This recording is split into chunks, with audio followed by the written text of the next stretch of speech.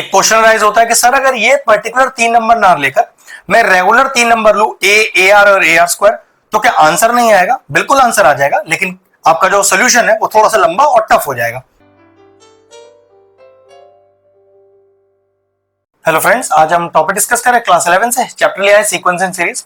एक प्यारा सा क्वेश्चन है, देखते हैं ना। कह रहा है if the continued product of 3 numbers in GP, ध्यान रखिएगा 3 नंबर जीपी मिले और उसका कॉन्टिन्यूड प्रोडक्ट मतलब लगातार उन्हें मल्टीप्लाई करें, तो आंसर आना चाहिए 216।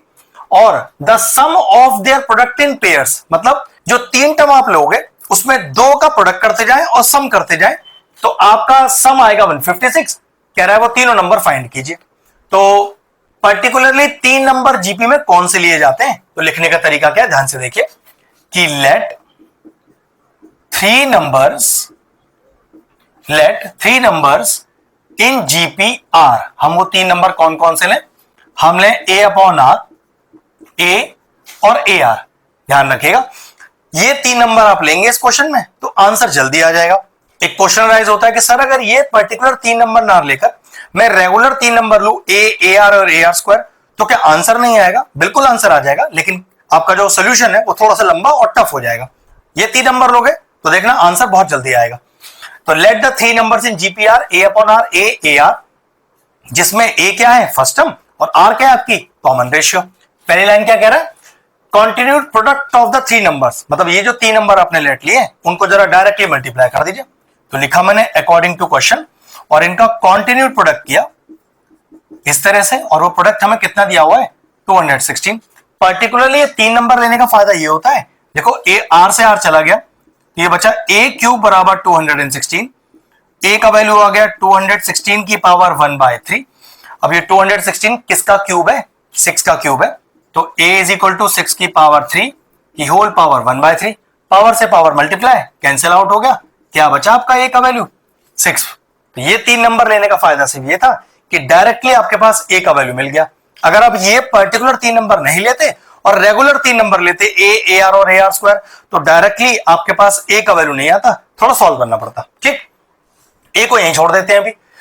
The sum of their product in pairs, logically मतलब देखिए इन दोनों का प्रोडक्ट कीजिए, तो a upon r into a, फिर सम कीजिए, फिर इन दोनों का प्रोडक्ट कीजिए a into a r plus, अब इन दोनों का प्रोडक्ट कीजिए a upon r into a r, मतलब सारे टर्म्स पेयर में मल्टीप्लाई भी हो जाए और सम भी हो जाए, और जिसका सम आपको दिया कितना है 156।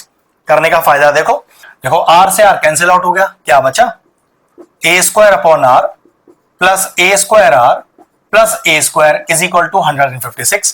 कुछ कॉमन आता दिखाई दे रहा है, मुझे तो ए स्क्वायर दिखाई दे रहा है, बिल्कुल निकाल लीजिए, क्या बचा 1 upon r plus 1 is equal to 156।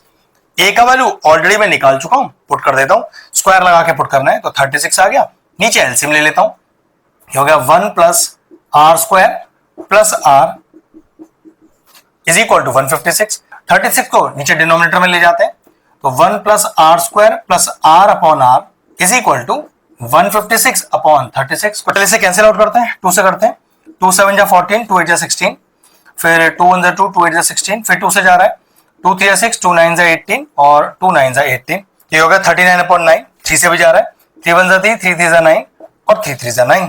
अगला स्टेप तो ये हो गया 1 plus r square plus r whole upon r is equal to 13 upon 3। चलिए क्रॉस मल्टीप्लाई करते हैं, तो 3 plus 3 r square plus 3 r is equal to 13 r. सबको एक तरफ ले आइए, तो 3 आर स्क्वायर प्लस का 3 आर माइनस का 13 आर प्लस का 3 इज इक्वल टू 0। क्या बचेगा 3 आर स्क्वायर माइनस का 10 आर प्लस का 3 इज इक्वल टू 0।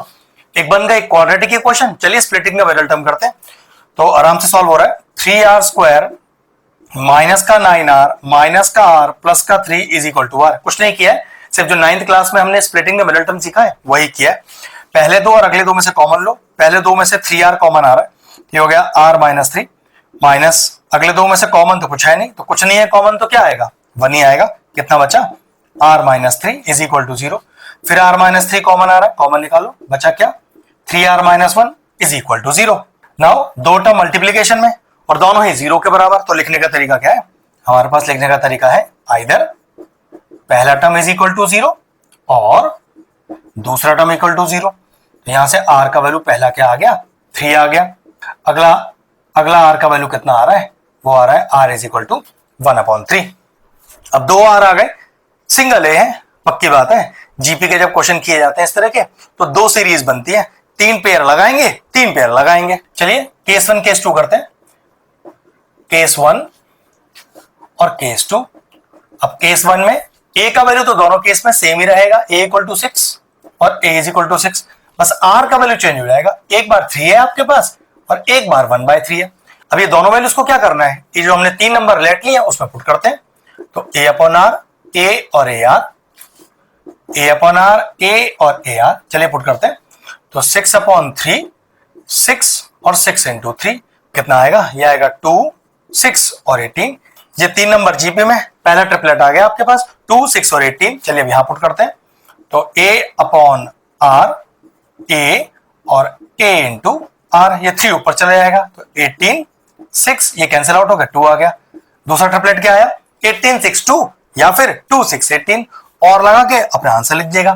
तो लास्ट में क्या लिखना है, therefore the 3 numbers are either 2, 6, 18 और 18, 6 और 2। क्वेश्चन फिनिश हो गया। ठीक ठाक सा क्वेश्चन था, बहुत टफ तो नहीं कहूंगा, लेकिन हाँ आपको स्टेप्स याद होने चाहिए। अगर इस तरह के और इंटरेस्टिंग वीडियोस देखना चाहते हैं तो हमारे चैनल की प्लेलिस्ट में जाएं, वहां सीक्वेंसिंग सीरीज चैप्टर की सेपरेट प्लेलिस्ट बनी हुई है। वो प्लेलिस्ट में एंड स्क्रीन में भी डाल दूंगा और सारे इंपॉर्टेंट चैप्टर्स की प्लेलिस्ट के साथ, जाके उन्हें भी चेक कर लीजिएगा। ये ठीक ठाक सा क्वेश्चन तो फिनिश हो गया, वीडियो फिनिश करते हैं।